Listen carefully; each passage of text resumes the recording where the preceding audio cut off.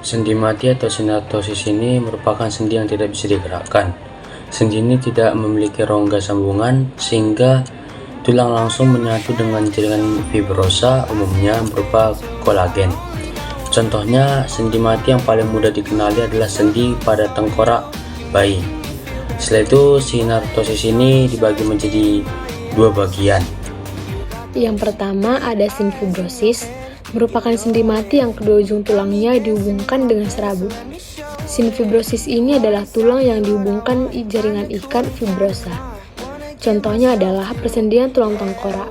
Sendi kaku atau amfiartrosis adalah hubungan antara tulang yang memungkinkan adanya sedikit gerakan atau terbatas.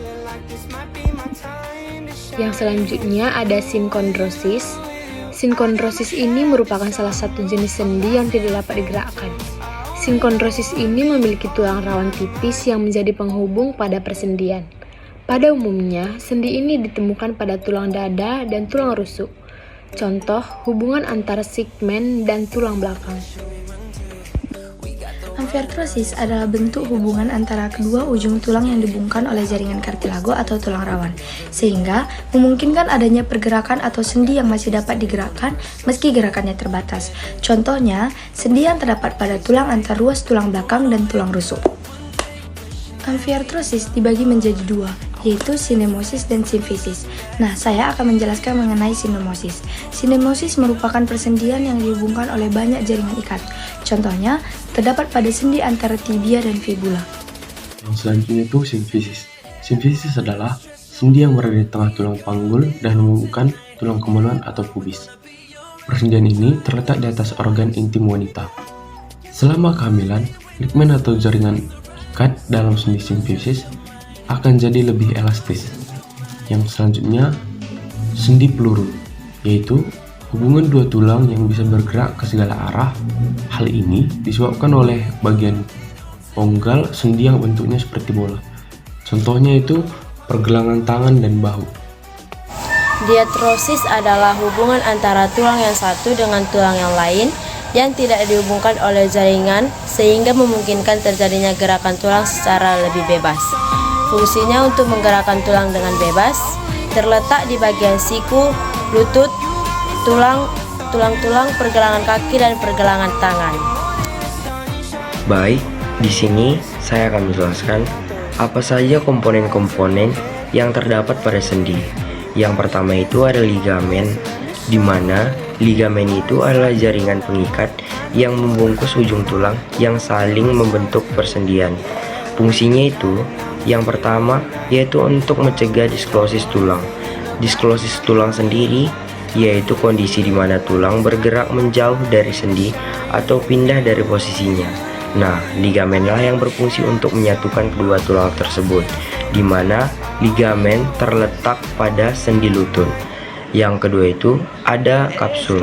Kapsul sendiri adalah pembungkus sendi dari berbahan berserat dengan struktur tipis namun kuat yang berperan untuk menahan ligamen yang terdapat pada sendi tersebut.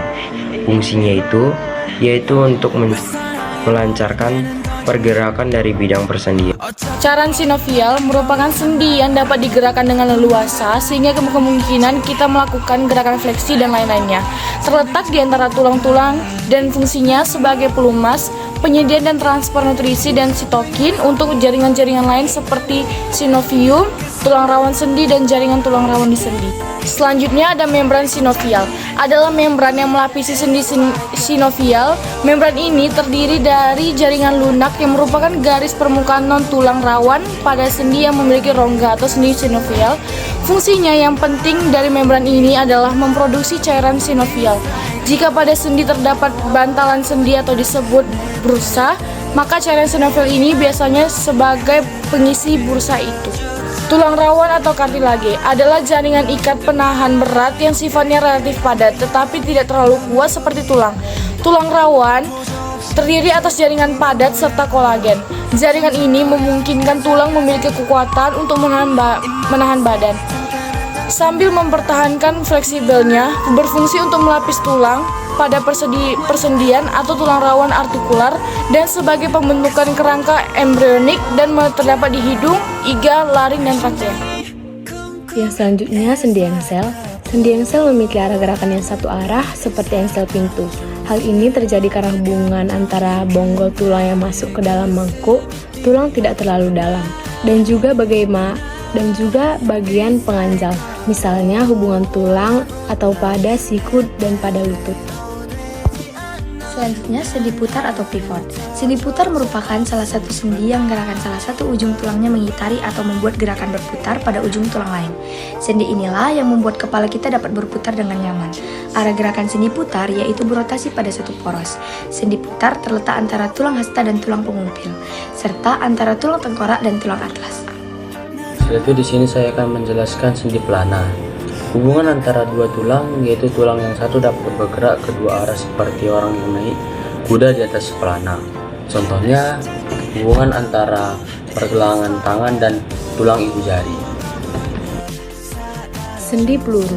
Sendi peluru adalah hubungan dua tulang yang dapat menumbuhkan gerakan ke segala arah. Hal ini disebabkan oleh bagian bonggol sendi yang bentuknya seperti bola, atau peluru ke dalam cawan sendi dari tulang yang lain. Misalnya hubungan antara tulang gelang bahu dengan tulang lengan atas dan hubungan antara gelang panggul dengan tulang paha. Sendi luncur. Hubungan antara dua tulang yang hanya terjadi sedikit pergeseran. Permukaan kedua tulang yang berhubungan adalah rata. Contohnya adalah sendi pada tulang-tulang telapak tangan dan tulang-tulang telapak kaki.